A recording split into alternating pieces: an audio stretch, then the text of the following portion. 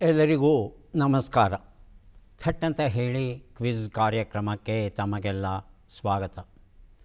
ನಾವೆಲ್ಲ ಭಾರತೀಯರು. ನಮ್ಮ ದೇಶ ಜಗತ್ತಿನಲ್ಲಿ ಸರ್ವಶಕ್ತ ದೇಶವಾಗಬೇಕು ಅನ್ನೋದು ನಮ್ಮ ಆಸೆ.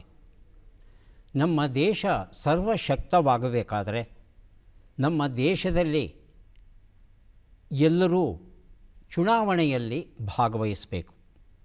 ಹಾಗೆ ಭಾಗವಹಿಸಬೇಕಾದರೆ ಅದರ ಮಹತ್ವ ಏನು ಅನ್ನೋದನ್ನು ತಿಳ್ಕೋಬೇಕು. ಇದನ್ನು ತಿಳಿಸ್ಕೊಡೋದಕ್ಕೆ ಒಂದು ವಿಶೇಷವಾದ ದಿನವನ್ನು ನಾವು ರೂಪಿಸಿದ್ದೇವೆ, ಜನವರಿ 25. ಪ್ರತಿ ವರ್ಷ ಜನವರಿ 25ರಂದು ರಾಷ್ಟ್ರೀಯ ಮತದಾರರ ದಿನಾಚರಣೆಯನ್ನಾಗಿ ಆಚರಿಸ್ತಾ ಮತದಾರರಾಗಿ ತಮ್ಮ ಹಕ್ಕುಗಳೇನು, ಕರ್ತವ್ಯಗಳೇನು ಇತ್ಯಾದಿಗಳನ್ನೆಲ್ಲ ಪರಿಚಯ ಮಾಡಿಕೊಡುವ ಪ್ರಯತ್ನ ರಾಷ್ಟ್ರಾದ್ಯಂತ ನಡೆಯುತ್ತೆ. ಈ ಹಿನ್ನೆಲೆಯಲ್ಲಿ ವಿಶೇಷವಾದ ಕ್ವಿಜ್ ಕಾರ್ಯಕ್ರಮವನ್ನು ನಾವು ರೂಪಿಸಿದ್ದೇವೆ. ಇವತ್ತಿನ ಈ ಒಂದು ಸ್ಪರ್ಧೆಯಲ್ಲಿ ಭಾಗವಹಿಸೋದಕ್ಕೆ ಬೆಂಗಳೂರು ವಲಯದಿಂದ ವಿದ್ಯಾರ್ಥಿಗಳು ಬಂದಿದ್ದಾರೆ. ಆ ವಿದ್ಯಾರ್ಥಿಗಳ ಪರಿಚಯ ಮಾಡಿಕೊಂಡು ಕಾರ್ಯಕ್ರಮವನ್ನು ಮುಂದುವರಿಸೋಣ. ನಮ್ಮ ಮೊದಲ ತಂಡ ಬೆಂಗಳೂರು ಗ್ರಾಮಾಂತರದಿಂದ ಬಂದಿರತಕ್ಕಂಥ ವಿದ್ಯಾರ್ಥಿಗಳು. ಪರಿಚಯ: ನನ್ನ ಹೆಸರು ಭರತಾರ್. ನಾನು GHS ಸೋಲದೇವನಹಳ್ಳಿಯಲ್ಲಿ 10ನೇ ತರಗತಿಯಲ್ಲಿ ವ್ಯಾಸಂಗ ಮಾಡುತ್ತಿದ್ದೇನೆ. ನಮ್ಮ ಶಾಲೆ ನೆಲಮಂಗಲ ತಾಲೂಕು, ಬೆಂಗಳೂರು ಗ್ರಾಮಾಂತರ ಜಿಲ್ಲೆಯಲ್ಲಿದೆ.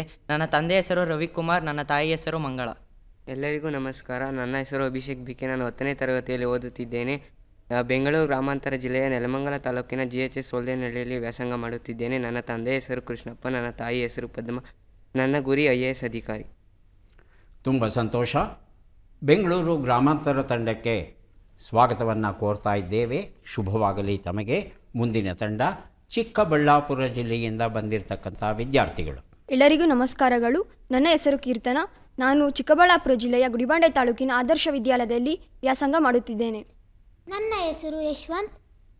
ನಾನು ಚಿಕ್ಕಬಳ್ಳಾಪುರ ಜಿಲ್ಲೆಯ ಗುಡಿಬಂಡೆ ತಾಲೂಕಿನ ಆದರ್ಶ ವಿದ್ಯಾಲಯದಲ್ಲಿ ವ್ಯಾಸಂಗ ಮಾಡುತ್ತಿದ್ದೇನೆ.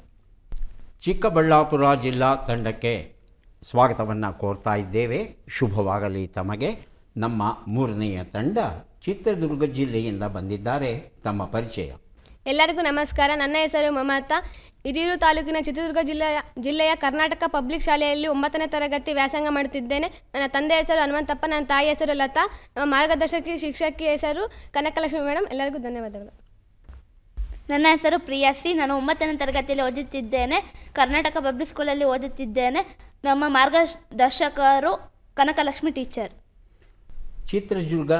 ಚಿತ್ರದುರ್ಗ ಜಿಲ್ಲಾ ತಂಡಕ್ಕೆ ಸ್ವಾಗತವನ್ನು ಕೋರ್ತಾ ಶುಭವಾಗಲಿ ಅಂತ ಆಶಿಸ್ತಾ ಇದ್ದೇವೆ. ನಮ್ಮ 4ನೆಯ ತಂಡ ಶಿವಮೊಗ್ಗ ವಿದ್ಯಾರ್ಥಿಗಳು. ಪರಿಚಯ ಮಾಡಿಕೊಳ್ಳಿ.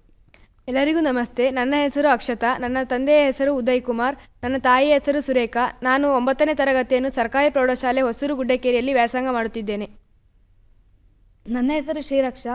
ನನ್ನ ತಂದೆಯ ಹೆಸರು ಚಂದ್ರ ಆಚಾರ್ಯ, ತಾಯಿ ಸುಜಾತ. ನಾನು 10ನೇ ತರಗತಿಯನ್ನು GHS ಹೊಸೂರು ಗುಡ್ಡೇಕೆರೆಯಲ್ಲಿ ವ್ಯಾಸಂಗ ಮಾಡುತ್ತೇನೆ.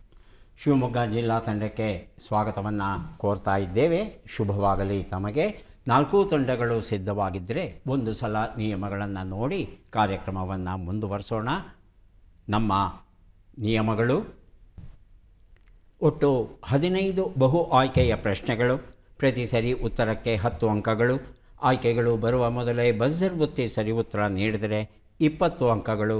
ನಕಾರಾತ್ಮಕ ತಂತ್ರಗಳಿಗೆ ಅವಕಾಶವಿಲ್ಲ. ಕಾರ್ಯಕ್ರಮದ ಮೊದಲ ಪ್ರಶ್ನೆ ಈಗ ಬಂತು. ಪ್ರಶ್ನೆಯನ್ನು ನೋಡೋಣ.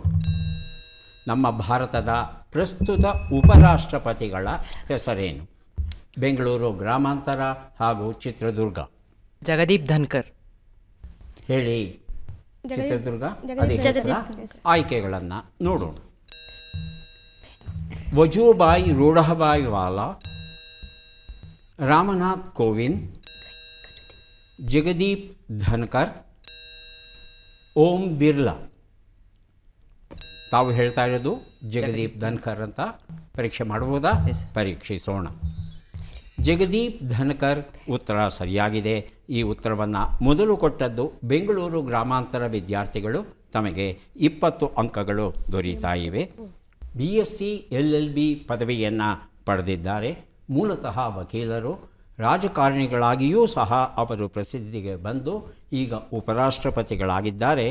11ನೇ ಆಗಸ್ಟ್ 2022ರಿಂದ ಇವರು ಅಧಿಕಾರದಲ್ಲಿ ಇದ್ದಾರೆ. 14ನೆಯ ಉಪರಾಷ್ಟ್ರಪತಿಗಳಾಗಿ ಸೇವೆಯನ್ನು 5 ವರ್ಷಗಳವರೆಗೆ ಇವರು ಸಲ್ಲಿಸಲಿದ್ದಾರೆ. ಮುಂದಿನ ಪ್ರಶ್ನೆಯನ್ನು ಈಗ ನೋಡೋಣ. ಹೊಸದಾಗಿ ನೋಂದಾಯಿತರಾಗಬೇಕಾದವರ ವಯಸ್ಸು ಯಾವ ದಿನಾಂಕಕ್ಕೆ 18 ವರ್ಷಗಳಾಗಿರಬೇಕು? ಮೊದಲಿಗೆ ಬಜರ್ ಹೊತ್ತಿದ್ದಾರೆ ಶಿವಮೊಗ್ಗ ಜಿಲ್ಲಾ ತಂಡದವರು, ಆನಂತರ ಬೆಂಗಳೂರು ಗ್ರಾಮಾಂತರ, ಶಿವಮೊಗ್ಗ. ಜನವರಿ 1, ಜನವರಿ 1, July 1, July 1, October 1, October 1, April 1. April 1 ಎಲ್ಲ ಒಂದೊಂದು. ಹಾಂ, ಹೇಳಿ ಬೆಂಗಳೂರು ಗ್ರಾಮಾಂತರ. ಅದೇ ಉತ್ತರವಾ? ಆಯ್ಕೆಗಳನ್ನು ನೋಡೋಣ.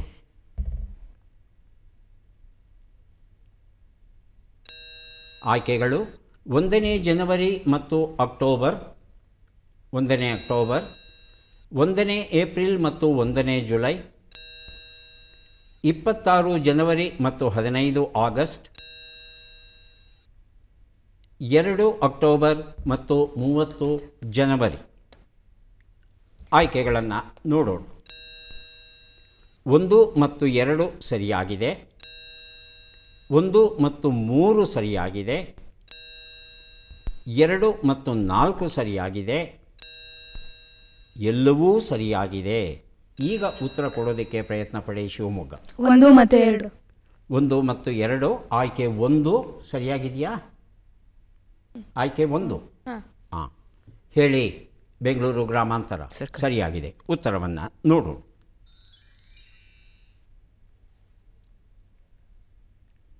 1 ಮತ್ತು 2 ಅಂದರೆ ಜನವರಿ 1 ಮತ್ತು ಅಕ್ಟೋಬರ್ 1ರಂದು, ಏಪ್ರಿಲ್ 1 ಮತ್ತು ಜುಲೈ 1ರಂದು ತಮ್ಮ ಹೆಸರನ್ನು ನೋಂದಾಯಿಸಿಕೊಳ್ಳಲಿಕ್ಕೆ ಅವಕಾಶ ಉಂಟು. ಉತ್ತರ ಸರಿಯಾಗಿದೆ. 20 ಅಂಕಗಳನ್ನು ಕೊಟ್ಟಿದ್ದೇವೆ ತಮಗೆ. ಶಿವಮೊಗ್ಗ ಸಣ್ಣ ಉಪಪ್ರಶ್ನೆ. 17 ವರ್ಷ ಆಗಿದೆ ನನಗೆ, ನಾನು ನೋಂದಾಯಿಸ್ಕೋಬೋದಾ? ಅಂದರೆ 18 ವರ್ಷ ಆಗಲು ಆಸುಪಾಸಿನ ದಿನಗಳಿದ್ದರೆ ನೋಂದಾಯಿಸಿಕೊಳ್ಳಬಹುದು. ಹೇಗಮ್ಮ ನೋಂದಾಯಿಸ್ಕೊಳ್ಳಿಕ್ಕಾಗುತ್ತೆ? ಇನ್ನೂ 18 ಆಗೇ ಇಲ್ವಲ್ಲ. ಅಂದರೆ ಅದರ ಹತ್ತಿರ ಇದ್ದರೆ ಮಾತ್ರ 17 ವರ್ಷಗಳಂದರೆ 18ಕ್ಕೆ ಹತ್ತಿರ ಇದ್ದರೆ ನೋಂದಾಯಿಸ್ಕೊಳ್ಳಿಕ್ಕೆ ಸಾಧ್ಯ ಇಲ್ಲ. ಆದರೆ ನೋಂದಾಯಿಸ್ಕೊಳ್ಳಿಕ್ಕೆ ನಾನು ಸಿದ್ಧವಾಗಿದ್ದೇನೆ, ನನಗೆ ಅವಕಾಶ ಕೊಡಿ ಅಂತ ಮುಂಗಡವಾಗಿ ಹೆಸರನ್ನು ಸೂಚಿಸಬಹುದು ನೀವು. ಆದರೆ ನಿಮ್ಮ ಹೆಸರನ್ನು ನೋಂದಾಯಿಸಿಬಿಟ್ರೆ ಏನಾಗುತ್ತೆ ಹೇಳಿ? ಮತದಾನದ ಹಕ್ಕು ಬಂದುಬಿಡುತ್ತೆ. ನೋಂದಾವಣೆ ಮಾಡಿಕೊಳ್ಳಿಕ್ಕೆ ನಾನು ಸಿದ್ಧವಾಗಿದ್ದೇನೆ ಅಂತ ಹೇಳಿ ಮುಂಗಡವಾಗಿ ಅರ್ಜಿಯನ್ನು ಸಲ್ಲಿಸೋದಕ್ಕೆ ಒಂದು ಅವಕಾಶ ಉಂಟು ಅಲ್ವಾ? ಪೂರ್ತಿ ನೋಂದಾವಣೆ ಆಗೋಗ್ಬಿಟ್ರೆ ಮತ ಚಲಾವಣೆಯ ಹಕ್ಕು ಬಂದುಬಿಡುತ್ತೆ. 17ಕ್ಕೆ ಬರೋದಿಲ್ಲ, 18 ಆಗಿರಬೇಕು. ಮುಂದಿನ ಪ್ರಶ್ನೆಯನ್ನು ನೋಡೋಣ. ನ್ಯಾಯಾಲಯದಿಂದ ಜೈಲು ಶಿಕ್ಷೆಗೆ ಒಳಗಾದವರು ಪ್ರಜಾಪ್ರತಿನಿಧಿ ಕಾಯ್ದೆ 1951ರ ಅನ್ವಯ ಎಷ್ಟು ವರ್ಷಗಳ ಕಾಲ ಚುನಾವಣೆಯಲ್ಲಿ ಭಾಗವಹಿಸುವಂತಿಲ್ಲ? ಮೊದಲಿಗೆ ಶಿವಮೊಗ್ಗ ಜಿಲ್ಲೆ, ಆನಂತರ ಚಿತ್ರದುರ್ಗ ಜಿಲ್ಲೆ. 6 ವರ್ಷ. 6 ವರ್ಷ. ಚಿತ್ರದುರ್ಗ 6 ವರ್ಷ. 6 ವರ್ಷ. ಆಯ್ಕೆಗಳನ್ನು ನೋಡೋಣ. 5 ವರ್ಷಗಳು, 10 ವರ್ಷಗಳು, 7 ವರ್ಷಗಳು, 6 ವರ್ಷಗಳು. 6 ವರ್ಷಗಳು ಅಂತ ಹೇಳ್ತಾ ಇದ್ದೀರಿ, ಹೌದಾ? ನೋಡೋಣ. 6 ವರ್ಷಗಳು ಉತ್ತರ ಸರಿಯಾಗಿದೆ. ಶಿವಮೊಗ್ಗ ತಂಡ ಈ ಉತ್ತರವನ್ನು ಮೊದಲು ಕೊಟ್ಟಿದ್ದಾರೆ, ಅವರಿಗೆ 20 ಅಂಕಗಳನ್ನು ಕೊಡ್ತಾ ಇದ್ದೇವೆ. ಪ್ರಜಾಪ್ರತಿನಿಧಿ ಕಾಯ್ದೆ 1951 ಸೆಕ್ಷನ್ 8ರ ಅನ್ವಯ ಬಿಡುಗಡೆಯಾದ ದಿನದಿಂದ, ಇದು ಬಹಳ ಮುಖ್ಯ, ಇದು ಬಿಡುಗಡೆಯಾದ ದಿನ ಏನಿದೆ ಆ ದಿನದಿಂದ 6 ವರ್ಷಗಳ ಕಾಲ ಆತ ಚುನಾವಣೆಯಲ್ಲಿ ನಿಲ್ಲುವ ಹಾಗೆ ಇಲ್ಲ. ಮುಂದಿನ ಪ್ರಶ್ನೆ ಈಗ ಬಂತು. ಒಂದು ಪಕ್ಷವು ರಾಷ್ಟ್ರೀಯ ಪಕ್ಷವೆಂದು ಮಾನ್ಯತೆಯನ್ನು ಗಳಿಸಲು ಈ ಕೆಳಗಿನ ಯಾವ ಅಂಶವೂ ನೆರವಾಗುವುದಿಲ್ಲ? ಬೆಂಗಳೂರು ಗ್ರಾಮಾಂತರ. ಸರ್, ರಾಜ್ಯ ಚುನಾವಣಾ ಆಯೋಗ. ರಾಜ್ಯ ಚುನಾವಣಾ ಆಯೋಗ ಅಂದ್ರೇನು? ಈ ಕೆಳಗಿನ ಯಾವ ಅಂತ ಕೇಳಿದ್ದೇನೆ ನಾನು, ಅದು ರಾಜ್ಯ ಚುನಾವಣಾ ಆಯೋಗ ಅಂತ ತಾವು ಹೇಳಿದ್ದೀರಿ. ಹೇಳಿ ಚಿಕ್ಕಬಳ್ಳಾಪುರ. ರಾಜ್ಯ ಚುನಾವಣಾ ಆಯೋಗ. ಆಯ್ಕೆಗಳನ್ನು ನೋಡೋಣ. ಲೋಕಸಭಾ ಚುನಾವಣೆಯಲ್ಲಿ 2% ಸ್ಥಾನಗಳನ್ನು ಕನಿಷ್ಠ 3 ರಾಜ್ಯಗಳಲ್ಲಿ ಪಡೆದಿರಬೇಕು. ಲೋಕಸಭಾ ಅಥವಾ ರಾಜ್ಯಸಭಾ ಚುನಾವಣೆಯಲ್ಲಿ 6% ಮತಗಳನ್ನು ಕನಿಷ್ಠ 4 ರಾಜ್ಯಗಳಲ್ಲಿ ಪಡೆದಿರಬೇಕು. ರಾಜ್ಯ ಪಕ್ಷವೆಂದು ಕನಿಷ್ಠ 4 ರಾಜ್ಯಗಳಲ್ಲಿ ಮಾನ್ಯತೆಯನ್ನು ಗಳಿಸಿರಬೇಕು. ಚುನಾವಣೆಯಲ್ಲಿ ಚಲಾವಣೆಯಾದ ಮತಗಳಲ್ಲಿ ಕನಿಷ್ಠ 8% ಮತಗಳನ್ನು ಗಳಿಸಿರಬೇಕು. ಈ 4 ಅಂಶಗಳಲ್ಲಿ ಯಾವ ಅಂಶ ನೆರವಾಗೋದಿಲ್ಲ ಅನ್ನೋದು ನಮ್ಮ ಪ್ರಶ್ನೆಯಾಗಿತ್ತು. ಪ್ರಶ್ನೆಯನ್ನು ಪೂರ್ತಿ ಕೇಳೋದಕ್ಕೆ ಮೊದಲೇ ಆತುರದಿಂದ ಬಜರ್ ಒತ್ತಿ ಮನಸ್ಸಿಗೆ ಬಂದಂಥ ಉತ್ತರವನ್ನು ಕೊಟ್ಟಿದ್ದೀರಾ. ಈಗ ವಿಶೇಷ ಅವಕಾಶ ಕೊಡ್ತಾ ಇದ್ದೇನೆ ತಮಗೆ. ಸರಿಯಾದ ಉತ್ತರ ಕೊಡಲಿಕ್ಕೆ ಸಾಧ್ಯವ? ಹೇಳಿ. ಬೆಂಗಳೂರು ಗ್ರಾಮಾಂತರ ಸರ್ 1 ಅನ್ವಯ ಆಗಲ್ಲ ಅಂತ ಹೇಳ್ತಾ ಇದ್ದೀರಿ. ಚಿಕ್ಕಬಳ್ಳಾಪುರ 1. ಮೂರನೇದಾಗಿ ಬಜರುತ್ತಿದ್ದು ಶಿವಮೊಗ್ಗ 1 ಮತ್ತು 3. 1 ಮತ್ತು 3. ಚಿತ್ರದುರ್ಗ 3 ಮತ್ತು 4. 3 ಮತ್ತು 4. ಆದರೆ ಸರಿಯಾದ ಉತ್ತರ ಏನು ಅಂದರೆ ಈ 4ನೇದು, 1ನೇದು ಕೇವಲ 4 ಮಾತ್ರ. ಆಯ್ಕೆ 2 1, ಆಯ್ಕೆ 3 2, ಆಯ್ಕೆ 4 3. ಈ 4 ಅಂಶಗಳಲ್ಲಿ 1 ಅಂಶ ಮಾತ್ರ ತಪ್ಪಾಗಿದೆ. ಆ 1 ಅಂಶ ಯಾವುದು ಅಂತ ತಿಳ್ಕೊಳ್ಳೋಣ ನಾವೀಗ. ಆಯ್ಕೆ 4 ಅನ್ನೋದೇನಿದೆ, 8% ಮತವನ್ನು ಗಳಿಸಿರಬೇಕು. ಗಳಿಸಿದರೆ ಅದನ್ನು ಪಕ್ಷ ಅಂತ, ಅಧಿಕೃತ ಪಕ್ಷ ಅಂತ ತೀರ್ಮಾನಿಸ್ತೇವೆ ಅಂತಿರಲ್ಲ. ಆ ರೀತಿಯಾದ ಕಾನೂನು ಎಲ್ಲೂ ಇಲ್ಲ. ಆದರೆ ಉಳಿದದ್ದು ಏನಿದೆ, 2 ಸ್ಥಾನವನ್ನು ಕನಿಷ್ಠ 2% ಮತವನ್ನು ಕನಿಷ್ಠ 3 ರಾಜ್ಯಗಳಲ್ಲಿ ಪಡೆದಿರಬೇಕು. ಉಳಿದದ್ದೆಲ್ಲ ಸರಿಯಾಗಿದೆ. 4ನೇದು ಮಾತ್ರ ಸರಿಯಾಗಿಲ್ಲ. ಯಾರಿಗೂ ಅಂಕ ದೊರೀತಾ ಇಲ್ಲ. ಮುಂದಿನ ಪ್ರಶ್ನೆಯನ್ನು ನೋಡೋಣ. ಭಾರತೀಯ ಸಂಸತ್ತಿನ ಮೇಲ್ಮನೆಯ ಹೆಸರೇನು? ಶಿವಮೊಗ್ಗ ರಾಜ್ಯಸಭೆ. 2ನೇದಾಗಿ ಬಜರುತ್ತಿದ್ದು ಬೆಂಗಳೂರು ಗ್ರಾಮಾಂತರ ರಾಜ್ಯಸಭೆ. ಆಯ್ಕೆಗಳು: ರಾಜ್ಯಸಭೆ, ವಿಧಾನಸಭೆ, ವಿಧಾನ ಪರಿಷತ್, ಲೋಕಸಭೆ. ತಾವು ಹೇಳ್ತಾ ಇದ್ದೀರಿ ರಾಜ್ಯಸಭೆ ಅಂತ. ಹೌದಾ?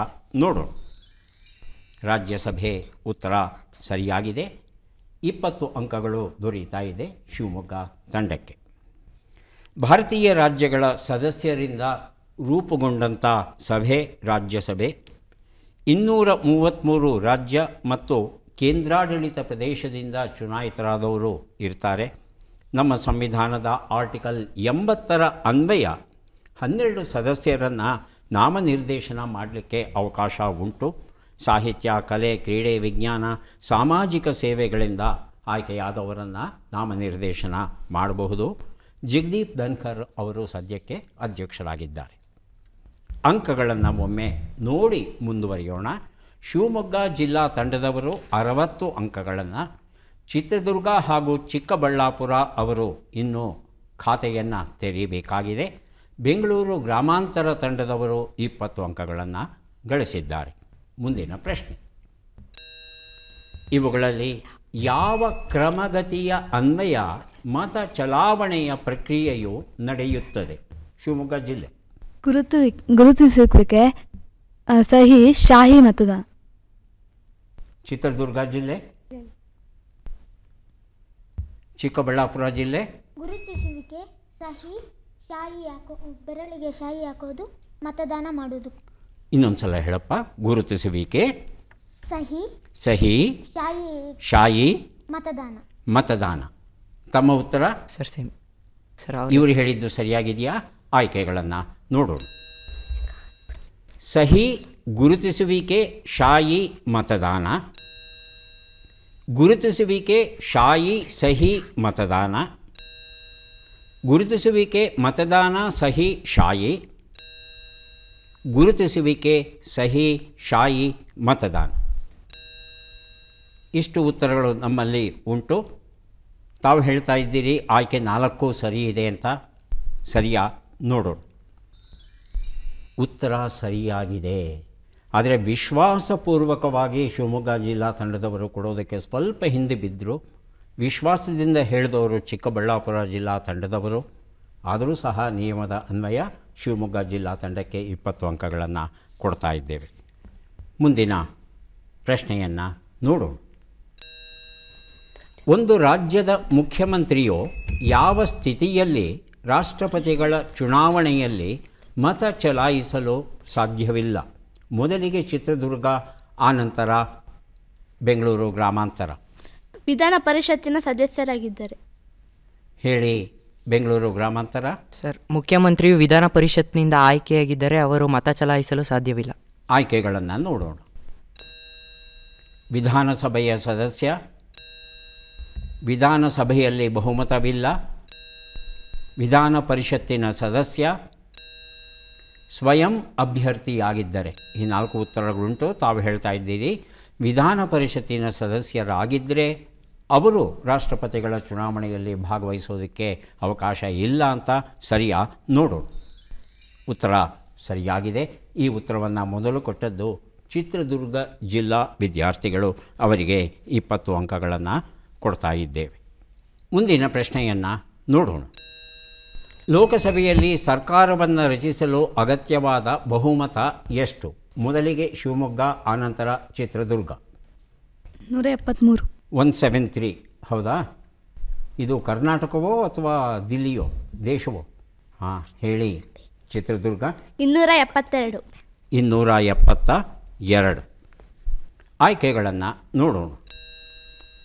271, 273, 272, 274.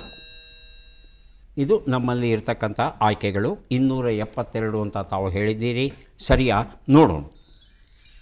272 ಅನ್ನೋದು ಸರಿಯಾದ ಉತ್ತರ. ಹಾಗಾಗಿ ತಮಗೆ 20 ಅಂಕಗಳನ್ನು ಕೊಡ್ತಾ ಇದ್ದೇವೆ. 543ರಲ್ಲಿ 50% ಅಂದರೆ 272 ಮತಗಳು ಬರುತ್ತೆ. ವಾಸ್ತವದಲ್ಲಿ 50% ಬಹುಮತ ಇರಬೇಕು ಅನ್ನೋದನ್ನು ಹೇಳಬೇಕಾಗುತ್ತೆ. ಅದು ಅಂಕೆ ಸಂಖ್ಯೆಗಳ ಲೆಕ್ಕಾಚಾರವನ್ನು ನಮ್ಮ ಕೇಂದ್ರಕ್ಕೆ ಅನ್ವಯಿಸಿ ಹೇಳೋದಾದರೆ 272 ಸ್ಥಾನಗಳು ಇರಲೇಬೇಕಾಗುತ್ತೆ ಸರ್ಕಾರವನ್ನು ರಚಿಸೋದಕ್ಕೆ. ಮುಂದಿನ ಪ್ರಶ್ನೆಯನ್ನು ನೋಡೋಣ. ಮಾನ್ಯತೆಯನ್ನು ಪಡೆದ ರಾಜಕೀಯ ಪಕ್ಷವು ಚುನಾವಣೆಯಲ್ಲಿ ಸ್ಪರ್ಧಿಸುವ ವ್ಯಕ್ತಿಯನ್ನು ಗುರುತಿಸಲು ಯಾವ ಫಾರಂ ನೀಡುತ್ತದೆ? Shivamogga, Chitradurga. Form B. Form B. Chitradurga form B. Form B. ಆಯ್ಕೆಗಳು: form D, form A, form C, form B. ತಾವು ಬಿ ಅಂತ ಹೇಳ್ತಾ ಇದ್ದೀರಿ. ಹೌದಾ? ನೋಡೋಣ.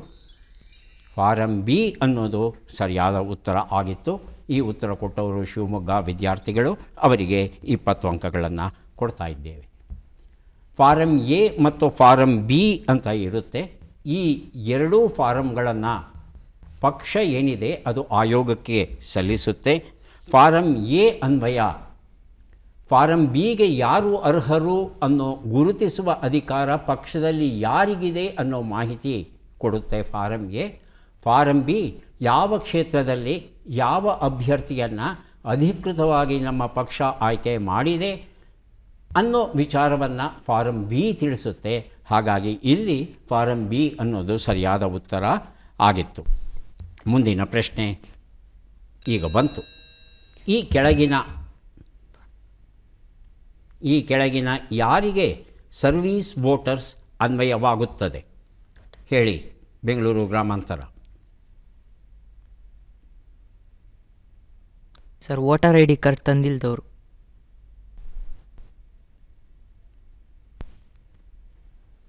ಉಳಿದ 3 ತಂಡಗಳಿಗೆ ನಾನು ಆಯ್ಕೆಗಳನ್ನು ಕೊಡ್ತಾ ಇದ್ದೇನೆ. ಹಾಗಾಗಿ 3 ತಂಡದವರು ಉತ್ತರ ಕೊಡೋದಕ್ಕೆ 2ನೇ ಸ್ಥಾನಕ್ಕೆ ಬಜರ್ ಒತ್ತಿ ಪ್ರಯತ್ನಿಸಬಹುದು. ಈಗ ಯಾರ್ಯಾರಿಗೆ ಅನ್ನೋದನ್ನು ನೋಡೋಣ. ಈ ಸರ್ವೀಸ್ ವೋಟರ್ಸ್ ಅನ್ನೋದು ಯಾರಿಗೆ ಅನ್ವಯ ಆಗುತ್ತೆ ಅಂತ ತಿಳ್ಕೋಬೇಕಾಗಿದೆ. ಭಾರತೀಯ ಸೇನೆಯಲ್ಲಿ ಇರುವವರು. 2, ಆರ್ಮಿ ಆ್ಯಕ್ಟ್ 1950ರ ವ್ಯಾಪ್ತಿಯಲ್ಲಿ ಬರುವವರು. 3, ರಾಜ್ಯ ಸಶಸ್ತ್ರ ದಳದವರು. 4, ಹೊರದೇಶಗಳಲ್ಲಿ ಭಾರತ ಸರ್ಕಾರದ ಸೇವೆಯಲ್ಲಿ ಇರುವವರು. ಇಷ್ಟು ಉತ್ತರಗಳುಂಟು. ಎರಡನೇದಾಗಿ ಉತ್ತರ ಕೊಡೋ ಅವಕಾಶ ಶಿವಮೊಗ್ಗ ಜಿಲ್ಲಾ ತಂಡದವರಿಗಿದೆ. ಹೇಳಿ. 1, 2, 3, 4. ಅಷ್ಟೂ ಉಂಟಾ? ಹಾಂ, ಆಯ್ಕೆಗಳನ್ನು ನೋಡೋಣ. 1 ಮತ್ತು 2, 2 ಮತ್ತು 4, 1, 2 ಮತ್ತು 3, 1, 2, 3, 4. ತಮ್ಮ ಉತ್ತರ 1, 2, 3, 4 ಹೌದಾ? 1, 2, 3, 4 ಅಂತ ಹೇಳ್ತಾ ಇದ್ದಾರೆ. ಹೌದಾ? ನೋಡೋಣ. ಉತ್ತರ ಸರಿಯಾಗಿದೆ. 20 ಅಂಕಗಳು ತಮಗೆ ದೊರೆಯುತ್ತಾ ಇದೆ ಈ ಉತ್ತರವನ್ನು ಕೊಟ್ಟದ್ದಕ್ಕೆ. ಸೇನೆಯಲ್ಲಿ ಇರುವವರು ಫಾರಂ 2 ಭರ್ತಿ ಮಾಡಬೇಕಾಗುತ್ತೆ. ರಾಜ್ಯ ಸಶಸ್ತ್ರ ದಳದಲ್ಲಿ ಇರೋರು ಫಾರಂ 2A ಭರ್ತಿ ಮಾಡಬೇಕಾಗುತ್ತೆ. ಹೊರದೇಶದಲ್ಲಿ ಸೇವೆಯಲ್ಲಿ ಇರುವವರು ಫಾರಂ 3. ಈ ಎಲ್ಲ ಫಾರಂಗಳು ಭಾರತೀಯ ಚುನಾವಣಾ ಆಯೋಗ ಏನಿದೆ ಅವರ ಬಳಿ ದೊರೆಯುತ್ತೆ. ಈ ಫಾರಂಗಳನ್ನು ಅಧಿಕೃತ ಮೂಲಗಳಿಂದ ತರಿಸ್ಕೊಂಡು ತುಂಬಿಸಿ ಭರ್ತಿ ಮಾಡಿ ಕೊಡಬಹುದು. ಅವರು ಸಹ ಚುನಾವಣೆಯಲ್ಲಿ ಭಾಗವಹಿಸಲಿಕ್ಕೆ ಅವಕಾಶ ಉಂಟು. ಈಗ ಅಂಕಗಳು. ಶಿವಮೊಗ್ಗ ಜಿಲ್ಲೆ 120, ಚಿತ್ರದುರ್ಗ 40, ಬೆಂಗಳೂರು 20, ಚಿಕ್ಕಬಳ್ಳಾಪುರ ಖಾತೆಯನ್ನು ಆರಂಭಿಸಬೇಕಾಗಿದೆ. ಈಗ ಮುಂದಿನ ಪ್ರಶ್ನೆ ನಮ್ಮ ಪರದೆ ಮೇಲೆ ಬರ್ತಾ ಇದೆ. ಪ್ರಶ್ನೆಯನ್ನು ನೋಡೋಣ. ಲೋಕಸಭಾ ಅಥವಾ ವಿಧಾನಸಭಾ ಮತದಾರರ ಪಟ್ಟಿಯನ್ನು ಯಾರು ಅಂತಿಮವಾಗಿ ನಿರ್ಣಯಿಸ್ತಾರೆ? ಬೆಂಗಳೂರು ಗ್ರಾಮಾಂತರ. ಸರ್, ಭಾರತ ಚುನಾವಣಾ ಅಧಿಕಾರಿ. ಹೇಳಿ. ಚಿಕ್ಕಬಳ್ಳಾಪುರ. ಭಾರತ ಚುನಾವಣಾ ಆಯೋಗ. ಆಯ್ಕೆಗಳನ್ನು ಕೊಡ್ತಾ ಇದ್ದೇನೆ. ಮುಖ್ಯ ಚುನಾವಣಾಧಿಕಾರಿ CEO, ಜಿಲ್ಲಾ ಚುನಾವಣಾಧಿಕಾರಿ DEO, ಮತದಾರರ ನೋಂದಣಾಧಿಕಾರಿ ERO, ಮುಖ್ಯ ಚುನಾವಣಾ ಆಯುಕ್ತರು CAC. ಈಗ ಹೇಳಿ. ಬೆಂಗಳೂರು ಗ್ರಾಮಾಂತರ. ಸರ್, ಒಂದನೇದು ಮುಖ್ಯ ಚುನಾವಣಾಧಿಕಾರಿ CEO ಅಂತ ತಾವು ಹೇಳ್ತಾ ಇದ್ದೀರಿ. ತಮ್ಮ ಉತ್ತರ ಚಿಕ್ಕಬಳ್ಳಾಪುರ. 4. ಆಯ್ಕೆ 4 ಮುಖ್ಯ ಚುನಾವಣಾ ಆಯುಕ್ತರು CAC. ಆದರೆ ಸರಿಯಾದ ಉತ್ತರ ಈಗ ಬಂತು. ಮತದಾರರ ನೋಂದಣಾಧಿಕಾರಿ ERO ಅಂತ ನಾವು ಏನು ಹೇಳ್ತೇವೆ, ಭಾರತದ ಆರ್ಟಿಕಲ್ 324(1) ಅನ್ವಯ ಮತದಾರರ ಪಟ್ಟಿಯನ್ನು ನಿರ್ಧರಿಸುವ, ನಿರ್ದೇಶಿಸುವ ಹಾಗೂ ನಿಯಂತ್ರಿಸುವ ಅಧಿಕಾರ ಆಯೋಗಕ್ಕೆ ಇರುತ್ತೆ. ಆದರೆ ಈ ಆಯೋಗ ಏನು ಮಾಡುತ್ತೆ, ಈ ಅಧಿಕಾರವನ್ನು ಮುಖ್ಯ ಚುನಾವಣಾಧಿಕಾರಿ ಅಥವಾ ಎಲೆಕ್ಟರಲ್ ರಿಜಿಸ್ಟ್ರೇಷನ್ ಆಫೀಸರ್ ಅಂತ ಯಾರಿರ್ತಾರೆ, ERO ಅಂತ ನಾವು ಕರೀತೇವೆ, ಅವರಿಗೆ ನೀಡಿರುತ್ತೆ. ಭಾರತೀಯ ಚುನಾವಣಾ ಆಯೋಗ ಅನುಮಾನವೇ ಇಲ್ಲ. ಆದರೆ ಚುನಾವಣಾ ಆಯೋಗವೇ ಇಡೀ ದೇಶಕ್ಕೆ ಮಾಡೋದು ಕಷ್ಟ ಆಗುತ್ತೆ. ಹಾಗಾಗಿ ನಿರ್ಣಯಿಸುವ ಅಧಿಕಾರವನ್ನು ERO ಅವರಿಗೆ ನೀಡಿರುತ್ತೆ. ಮುಂದಿನ ಪ್ರಶ್ನೆ. ಇವರಲ್ಲಿ ಯಾವ ಪ್ರಧಾನಮಂತ್ರಿಯು ರಾಜ್ಯಸಭೆಗೆ ಆಯ್ಕೆಯಾಗುವ ಮೂಲಕ ಪಾರ್ಲಿಮೆಂಟ್ ಪ್ರವೇಶಿಸಿದರು? ಚಿಕ್ಕಬಳ್ಳಾಪುರ ಜಿಲ್ಲೆ. ಲಾಲ್ ಬಹದ್ದೂರ್ ಶಾಸ್ತ್ರಿ. ಎರಡನೇದಾಗಿ ಚಿತ್ರದುರ್ಗ ಜಿಲ್ಲೆ. HD ದೇವೇಗೌಡ. HD ದೇವೇಗೌಡ. ಆಯ್ಕೆಗಳು: VP ಸಿಂಗ್, HD ದೇವೇಗೌಡ, ಲಾಲ್ ಬಹದ್ದೂರ್ ಶಾಸ್ತ್ರಿ ಹಾಗೂ ನರೇಂದ್ರ ಮೋದಿ. ಉತ್ತರವನ್ನು ನೋಡೋಣ. HD ದೇವೇಗೌಡ ಅನ್ನೋದು ಸರಿಯಾದ ಉತ್ತರ ಆಗಿತ್ತು. ಚಿತ್ರದುರ್ಗ ಜಿಲ್ಲಾ ತಂಡದವರು ಈ ಒಂದು ಉತ್ತರವನ್ನು ಕೊಟ್ಟಿದ್ದಾರೆ. 1996ರ ಸಾರ್ವತ್ರಿಕ ಚುನಾವಣೆಯಲ್ಲಿ ಯಾವುದೇ ಪಕ್ಷಕ್ಕೆ ಬಹುಮತ ಬರೋದಿಲ್ಲ. ಆಗ ಯುನೈಟೆಡ್ ಫ್ರಂಟ್ ಕಡೆಯಿಂದ ಆಯ್ಕೆಯಾಗ್ತಾರೆ.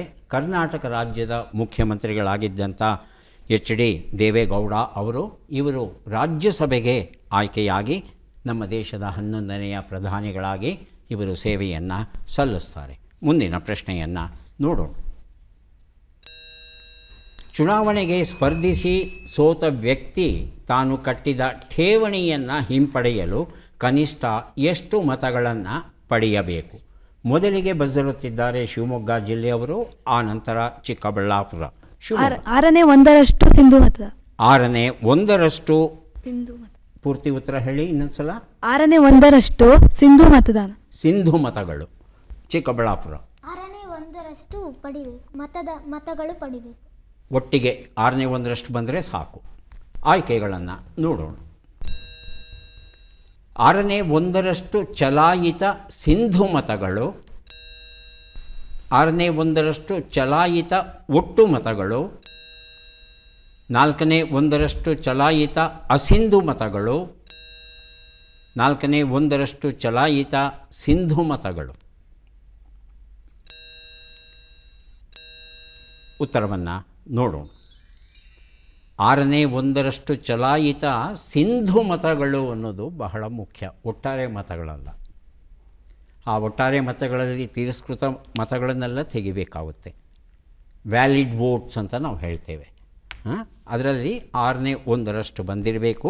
ಈ ಉತ್ತರವನ್ನು ಶಿವಮೊಗ್ಗ ಜಿಲ್ಲಾ ತಂಡದವರು ಸಿಂಧು ಶಬ್ದವನ್ನು ತಾವು ಪ್ರಯೋಗಿಸಿದ್ರಿ, ಹಾಗಾಗಿ 20 ಅಂಕಗಳನ್ನು ತಮಗೆ ಕೊಟ್ಟಿದ್ದೇವೆ. ಮುಂದಿನ ಪ್ರಶ್ನೆಯನ್ನು ನೋಡೋಣ. ಈ ಚಿತ್ರವನ್ನು ಗುರುತಿಸಿ. ಚಿತ್ರ ಈಗ ಬಂತು.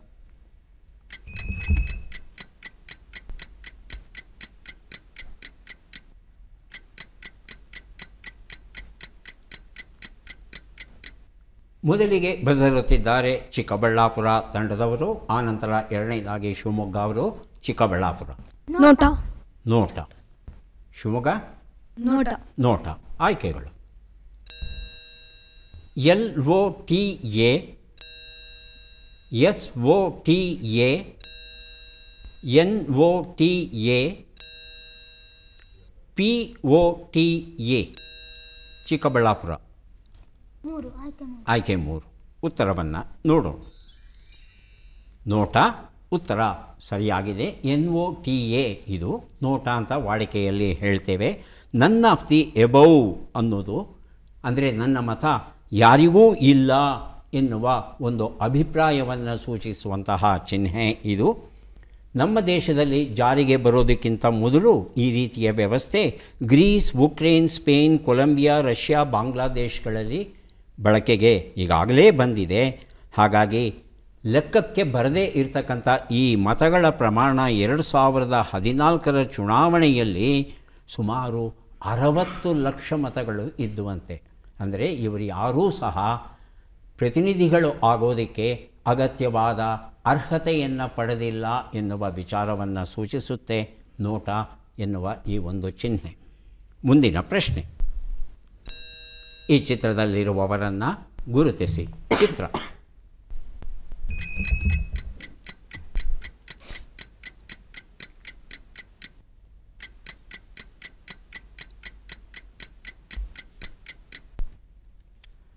ಮೊದಲಿಗೆ ಚಿಕ್ಕಬಳ್ಳಾಪುರ ಜಿಲ್ಲಾ ತಂಡದವರು ಬಜರುತ್ತಿದ್ದಾರೆ, ಆನಂತರ ಶಿವಮೊಗ್ಗ ಜಿಲ್ಲೆಯವರು. ಚಿಕ್ಕಬಳ್ಳಾಪುರ. VS ರಮಾದೇವಿ. VS ರಮಾದೇವಿ. ಶಿವಮೊಗ್ಗ. ಅದೇ ಉತ್ತರವಾ? ಆಯ್ಕೆಗಳನ್ನು ನೋಡೋಣ. Sarojini Mahishi, VS Ramadevi, Margaret Alva, Lakshmi Sehgal. ರಮಾದೇವಿ ಅಂತ ಹೇಳ್ತಾ ಇದ್ದೀರಿ, ಹೌದಾ? ನೋಡೋಣ. VS ರಮಾದೇವಿ ಉತ್ತರ ಸರಿಯಾಗಿದೆ. ಈ ಉತ್ತರವನ್ನು ಮೊದಲು ಕೊಟ್ಟವರು ಚಿಕ್ಕಬಳ್ಳಾಪುರ ತಂಡದವರು. 20 ಅಂಕಗಳನ್ನು ತಮಗೆ ಕೊಡ್ತಾ ಇದ್ದೇವೆ. 9ನೇ ಮುಖ್ಯ ಚುನಾವಣಾಧಿಕಾರಿಯಾಗಿ ಇವರು ಕೆಲಸವನ್ನು ನಿರ್ವಹಿಸಿದವರು. ಮುಖ್ಯ ಚುನಾವಣಾ ಅಧಿಕಾರಿಯಾಗಿ ಪ್ರಥಮ ಮಹಿಳೆ ಆ ಸ್ಥಾನವನ್ನು ಗ್ರಹಿಸಿ ಯಶಸ್ವಿಯಾಗಿ ಕಾರ್ಯವನ್ನು ನಿರ್ವಹಿಸ್ತಾರೆ. ಇವರು ಕರ್ನಾಟಕ ರಾಜ್ಯದ 8ನೇ ರಾಜ್ಯಪಾಲರಾಗಿ ಇವರು ಕೆಲಸವನ್ನು ಮಾಡ್ತಾರೆ. ಮೊದಲ ಮಹಿಳಾ ರಾಜ್ಯಪಾಲೆ ಈಕೆ. ಹಾಗೆಯೇ ಹಿಮಾಚಲ್ ಪ್ರದೇಶ ಏನಿದೆ ಅದರ ರಾಜ್ಯಪಾಲೆಯಾಗಿಯೂ ಕೆಲಸವನ್ನು ಮಾಡ್ತಾರೆ. ಇವರು ಮೂಲತಃ ಆಂಧ್ರ ಪ್ರದೇಶದವರು, ಕಾನೂನಲ್ಲಿ ಪದವಿಯನ್ನು ಪಡೆದವರು. ಇಲ್ಲಿಗೆ ಇವತ್ತಿನ ಕ್ವಿಜ್ ಮುಕ್ತಾಯ ಆಗ್ತಾ ಇದೆ. ಯಾರು ಎಷ್ಟು ಅಂಕಗಳನ್ನು ಗಳಿಸಿ ಮುಂದಿನ ಹಂತಕ್ಕೆ ಹೋಗಲಿದ್ದಾರೆ ಅದನ್ನು ಈಗ ನೋಡೋಣ. ಶಿವಮೊಗ್ಗ ಜಿಲ್ಲೆ 140 ಅಂಕಗಳು, ಚಿತ್ರದುರ್ಗ 60 ಅಂಕಗಳು, ಬೆಂಗಳೂರು ಗ್ರಾಮಾಂತರ ಜಿಲ್ಲೆ 20 ಅಂಕಗಳು, ಚಿಕ್ಕಬಳ್ಳಾಪುರ ಜಿಲ್ಲೆ 40 ಅಂಕಗಳು. 140 ಅಂಕಗಳನ್ನು ಗಳಿಸಿದಂಥ ಶಿವಮೊಗ್ಗ ಜಿಲ್ಲಾ ತಂಡದವರು ಅಂತಿಮ ಸುತ್ತಿಗೆ ಆಯ್ಕೆಯಾಗಿದ್ದಾರೆ ಅನ್ನೋದನ್ನು ಘೋಷಿಸೋದಕ್ಕೆ ನಮಗೆಲ್ಲ ಬಹಳ ಸಂತೋಷವಾಗ್ತಾ ಇದೆ. ಮತ್ತೆ ಭೇಟಿಯಾಗೋಣ. ನಮಸ್ಕಾರ.